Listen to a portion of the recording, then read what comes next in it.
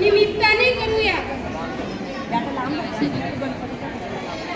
संपतो अंधार सारा, तेज येता त्या क्षणी, नव्याने झेप घेते जगातले स्वप्नमनी, मनात अंकुरलेले विचार आकार घेण्यासाठी, जगातले नवे स्वप्न साकार होण्यासाठी करूया प्रकाशाचे पूजन, दीप प्रज्वलन।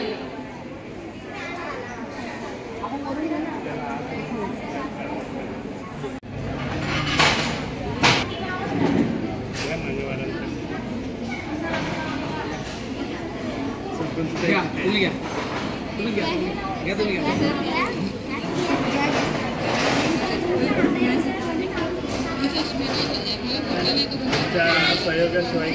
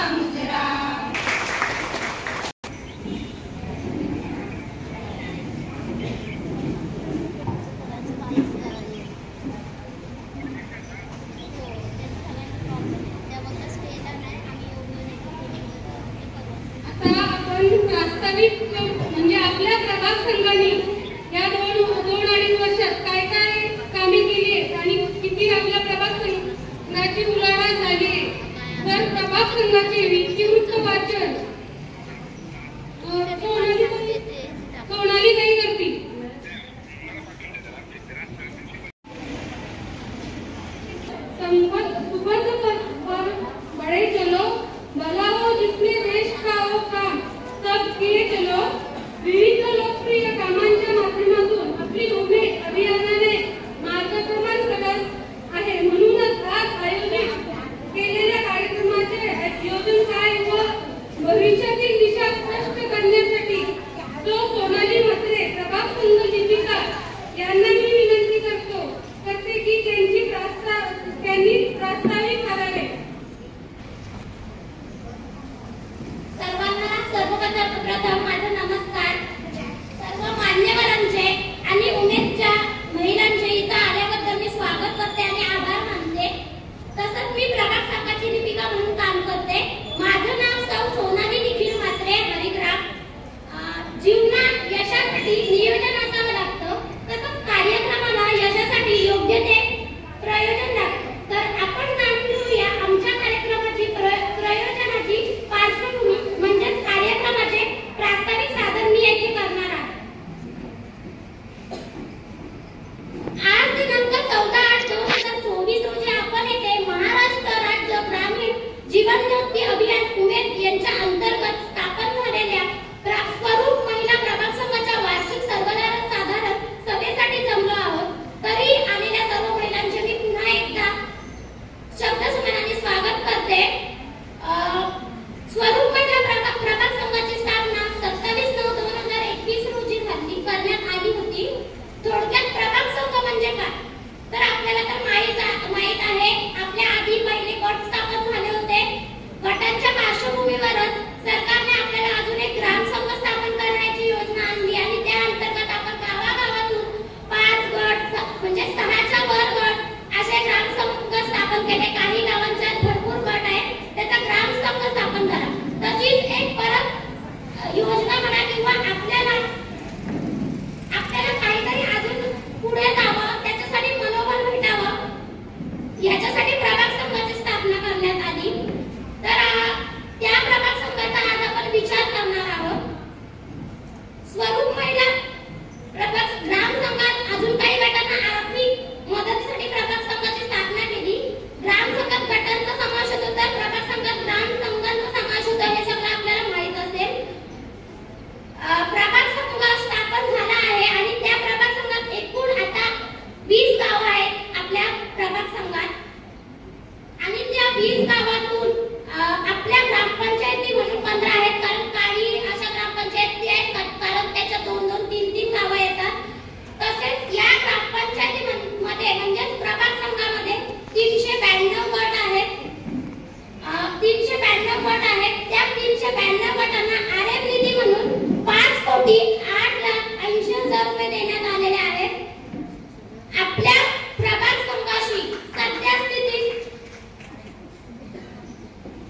सध्या स्थितीत आपल्या प्रभाग संघाला 13 ग्राम संघांचा समावेश आहे आणि यापुढे अजून ग्राम संघांचा समावेश होणार आहे। आता आपली प्रभाग संघाची आता मला म्हणजे काही महिलांचे प्रश्न येतात विचारतात, म्हणून मी एक विषय घेतो। आज एवढ्या महिला आहेत की आम्ही गटाला पण 10 रुपये देऊ, ग्राम संघाला पण 10 रुपये देऊ, प्लस प्रभाग संघाला पण 10 रुपये देऊ। अहो 3 महिन्यातून 10 रुपये आपण का देऊ शकत नाही? सरकार आपल्याला निधी देतोय, देताना तो विचारतो का आपल्याला की या महिला गरीब आहेत, श्रीमंत आहेत, काय आहेत? आपले गट स्थापन झालेत कशा वाईट आपल्याला ते देतात, मग आपण 10 रुपये का देऊ शकत नाही? आणि ते 10 रुपये पण आपल्याला भविष्यात ती आपली बचत आहे आणि ती बचत ग्राम संघ, बचत गट आणि प्रभाग संघ ही तुम्हाला तुमची बचत परत करणार आहे, कारण ते प्रभाग संघाचं दायित्व आहे तुम्हाला ते परत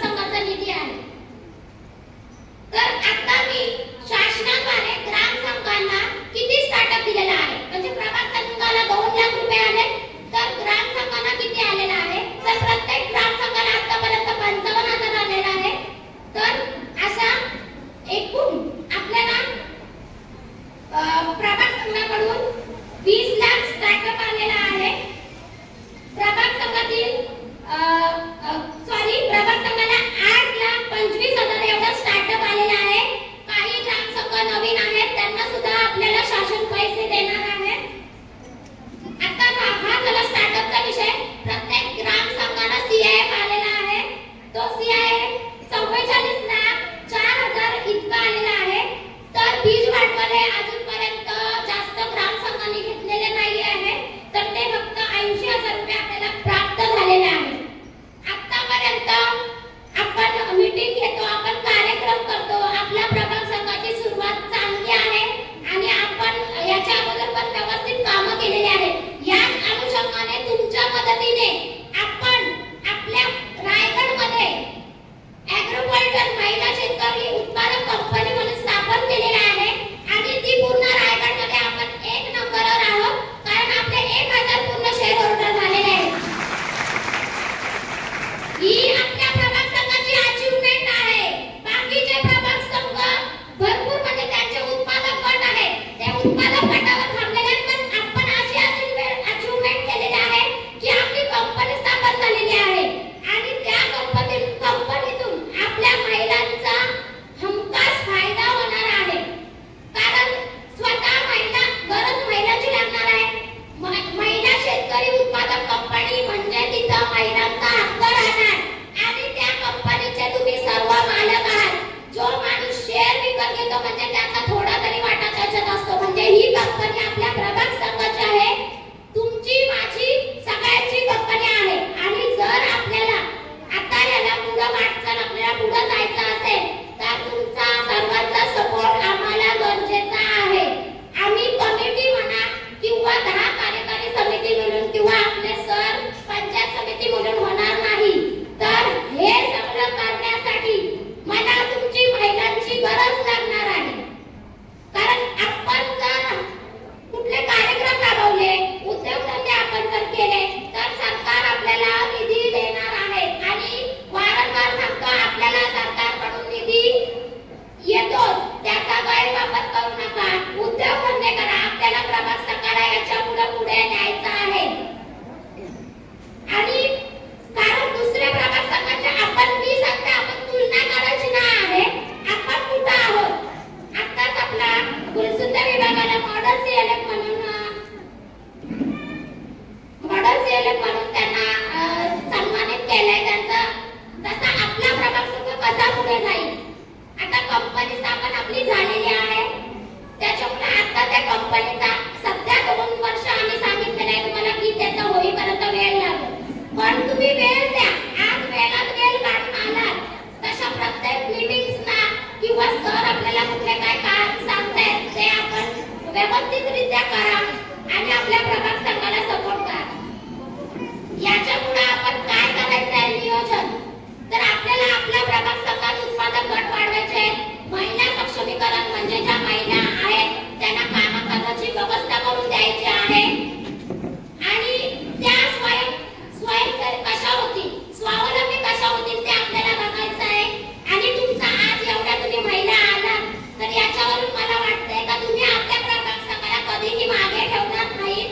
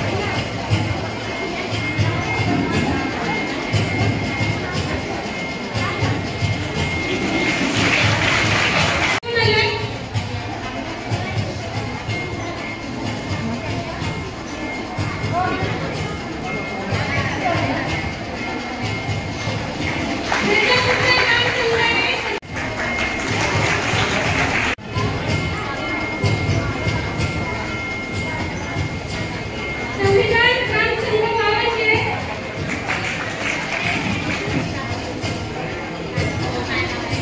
झाशीची राणी ग्राम संघ कांठोली,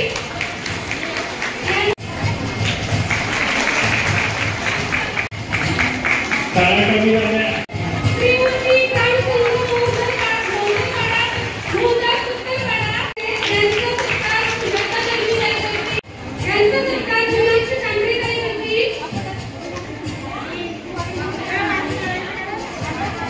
सत्कार सुजाता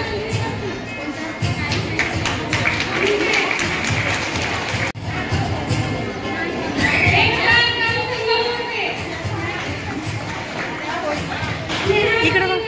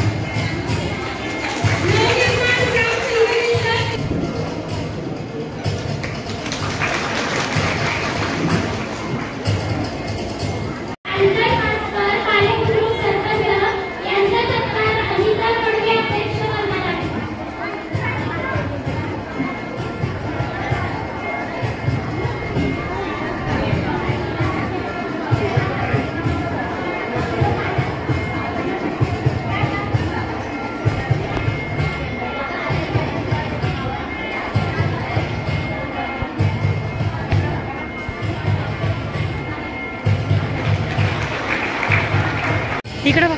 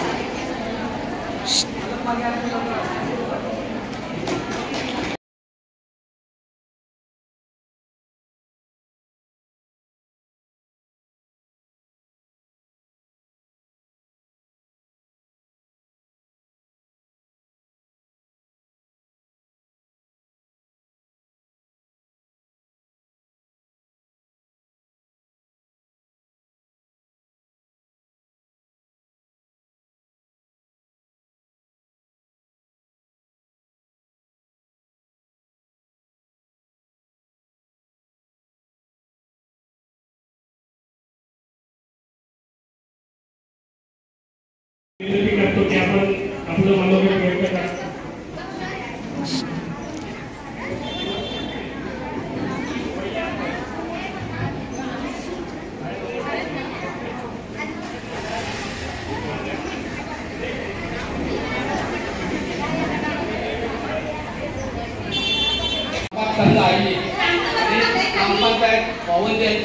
सहकार्य आहे.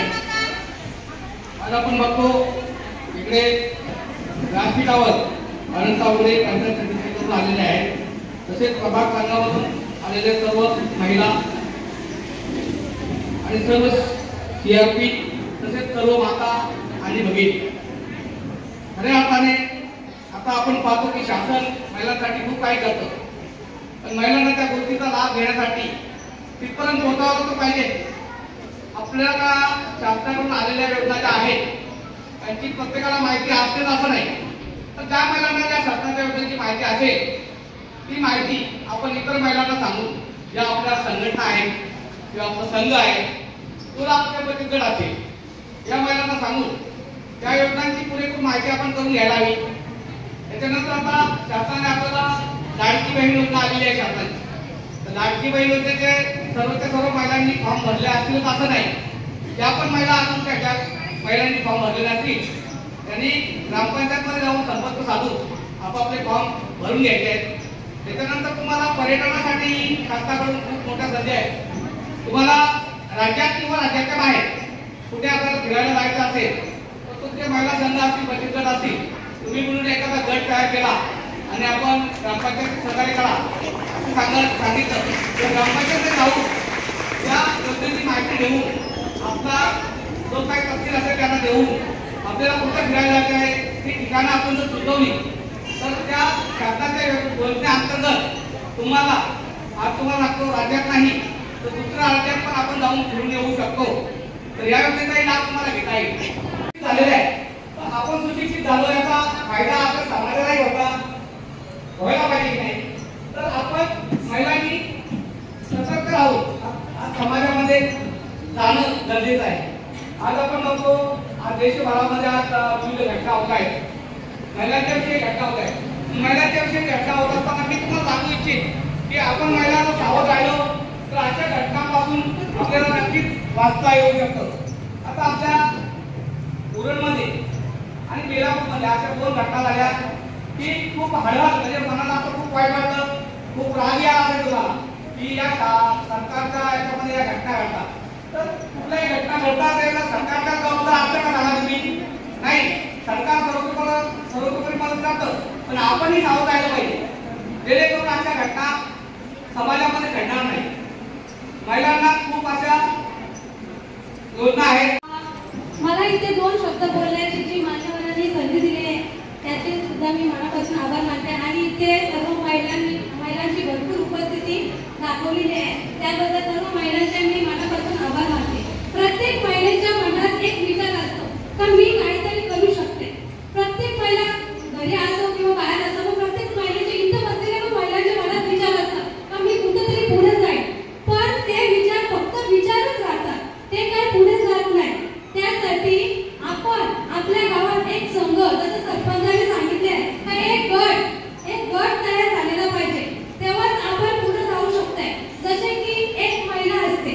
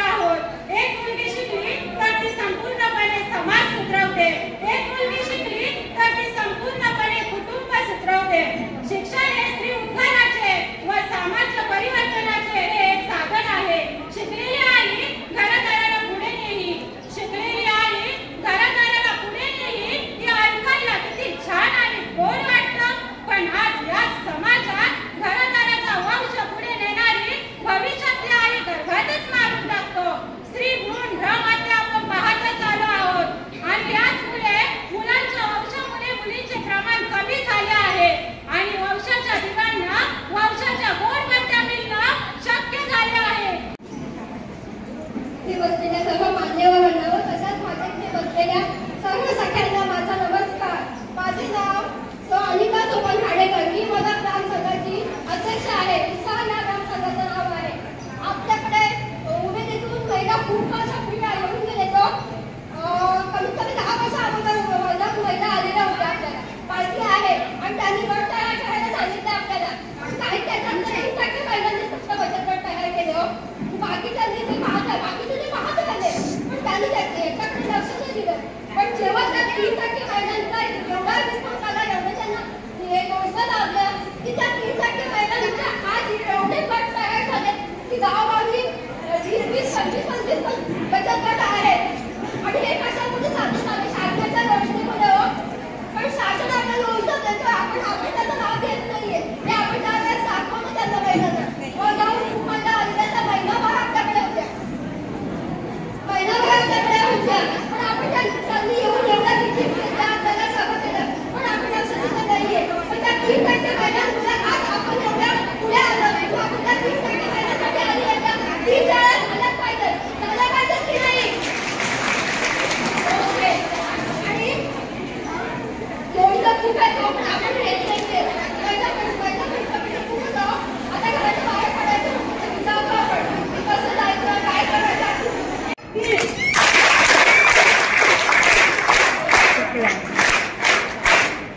बरोबर, ठीक आहे, समजू शकतो आपण. एका वर्षात भेटतो त्याच्यामुळे गाड्या विसरला असेल तुम्ही.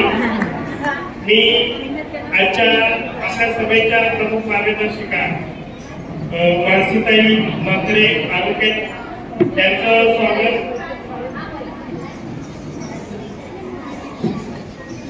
प्रभाग संघाच्या अध्यक्ष आणि प्रभाग संघ सर्व कमिटीने मानसीताईंचं स्वागत करायचं मी त्यांना विनंती करतो.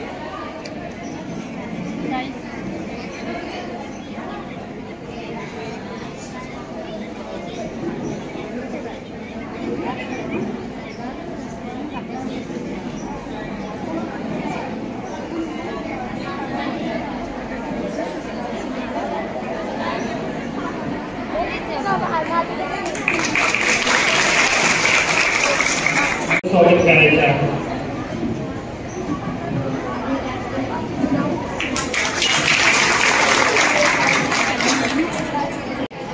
अशा माणसांना मी विनंती करतो की आपण आमच्या सर्व प्रभाग संघाचे उपस्थित महिलांना आपण मार्गदर्शन करावं.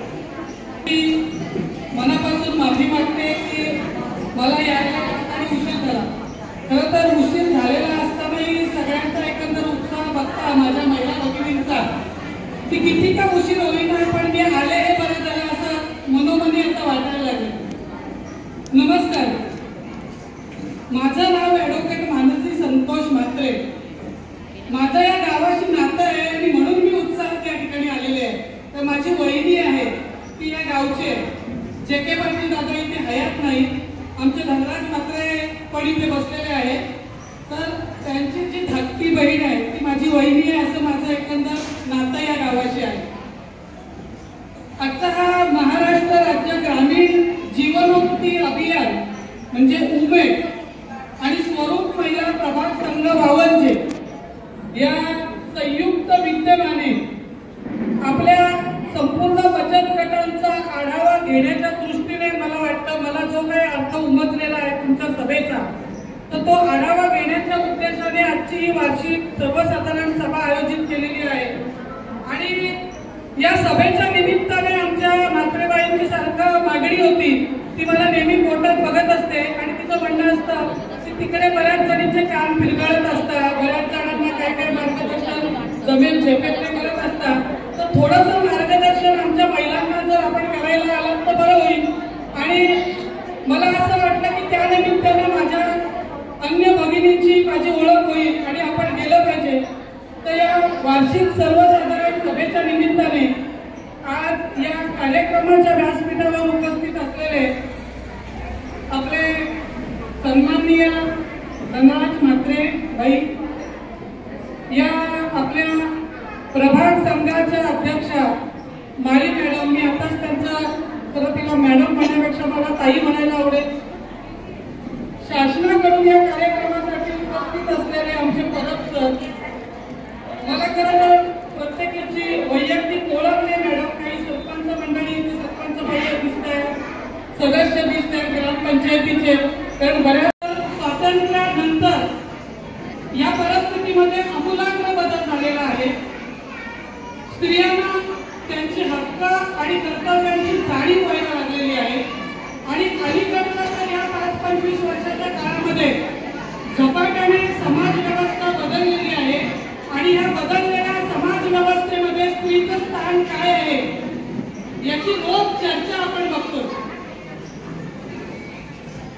समाज जीवनामध्ये राजकारण आलेलं आहे, कुटुंबामध्ये राजकारण समाजकारण आलेलं आहे. पण एक नक्की सांगेन सगळ्यांना की आपण कितीही काही समाजकारण आणि राजकारण करायचं ठरवलं तरी आपली कुटुंब व्यवस्था आहे, त्या कुटुंब व्यवस्थेला तडा न जाता, कुटुंब कारण न बदलता आपल्याला समाजकारण आणि राजकारण करायचं आहे. आणि ते करत असताना कुटुंब व्यवस्था ढासळता कामा नये या विचारांची मी बाई आहे. आज स्त्रिया कुठल्या क्षेत्रात मागे नाहीत हे मी सांगण्याची गरज नाही. कुठलाही क्षेत्र घ्या, मी वकिली करते, माझ्या अन्य सहकारी इंजिनियर आहे, कोणी चांगल्या हुद्द्यावर शासकीय कर्मचारी अधिकारी आहे, कोणी वैद्यकीय क्षेत्रात चांगलं काम करत आहे, कोणी शास्त्र उपयोग मात्र घर फोडायसाठी नाही करायचं. आपण कशासाठी करायचं आहे? घर जोडण्यासाठी, कुटुंब जोडण्यासाठी करायचं आहे. कुटुंब जोडलं जाईल तर ते गाव जोडलं जाईल, गाव जोडलं जाईल तर तो तालुका जोडला जाईल, आणि तालुका जोडला जाईल तर जिल्हा, आणि जिल्हा राज्य, राज्य आणि देश जोडला जाईल. याच्या करता आपण आलं पाहिजे. आपल्या सुखदुःखाच्या गप्पा गोष्टी अनुभव आपण समाजासमोर आल्यानंतर बोललं पाहिजे. जेव्हा तुमचे इतके प्रचंड प्रमाणात गट एकत्र येतात तेव्हा प्रत्येकीचं दुःख आपल्याला जाणून घेता आलं पाहिजे आणि प्रत्येकीच्या सुखामध्ये सहभागी होता आला पाहिजे. संध्याकाळी 7 ते 10 नाही मालिका बघितल्या तरी चालेल. त्याच्यामध्ये आपलं विभक्त वर्णन केलं जातं की एक स्त्री दुसऱ्या स्त्रीचा दुस्वास करते, सासू सुनेला कसं अडकवायचं याचे प्लॅन करते, सून सासू बाथरूम मध्ये बाहेर येतात कशी पडेल, तिचं कंबरडं कसं मोडेल याचे प्लॅन त्या सिरियल मध्ये दाखवले जातात. कृपा करून ते बघणं कमी करा. त्यापेक्षा मी म्हणेन तुम्ही बातम्या लावा. देशात काय चाललंय, देशाची काय परिस्थिती आहे, देशामध्ये सुरक्षितता आहे का, आहे स्त्री सुरक्षित असं तुम्हाला कळतं का बातम्यांमधून? नुकताच 15-20 दिवसापूर्वी 2 मोठ्या घटना, हृदय हेळावून टाकणाऱ्या घटना घडल्या ज्याची महाराष्ट्र पातळीवर नोंद घेण्यात आली. ती म्हणजे आपल्या अक्षता मागलेचा झालेला निर्दयीपणे केलेला खून, त्या उरणच्या यशस्वी शिंदेची झालेले बलात्कार आणि हत्या, हे सगळे प्रकार जर आपण बघितले तर आपलं हृदय पिळवटून जातं की आपण समाजात पुढारलेल्या समाजात वावरतोय की मागासलेल्या समाजात वावरतोय. चांगली साडी, खूप सारे दागिने, नटान रडायला मिळालं म्हणजे समाज सुधारला असं होत नाही बायांनो. समाज सुधारला असं कधी म्हणायचं की जेव्हा समाज विचारी आणि विवेकी होईल, स्त्रीचा सन्मान केला जाईल, त्याच वेळेस तो समाज सुधारला असं म्हटलं पाहिजे. या 2 ज्या